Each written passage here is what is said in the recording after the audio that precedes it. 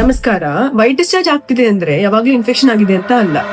ನಾನು doctor Sanjana Yathesh, consultant obstetrician gynaecologist, advance laparoscopic surgeon at Bharathi clinic Hassan. ಹೆಣ್ಮಕ್ಳಿಗೆ ಬಿಳಿ ಮುಟ್ಟು ನಾರ್ಮಲ್ಲು ಆಗುತ್ತೆ, ಅಬ್ನಾರ್ಮಲ್ಲು ಆಗುತ್ತೆ. ಈಗ ಯಾವ್ದು ನಾರ್ಮಲ್ಲು?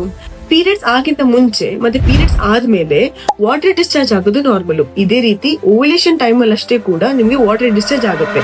ಬಟ್ ಈ ಡಿಸ್ಚಾರ್ಜ್ ಇಸ್ ಅಬ್ಸಲ್ಯೂಟ್ಲಿ ನಾರ್ಮಲ್.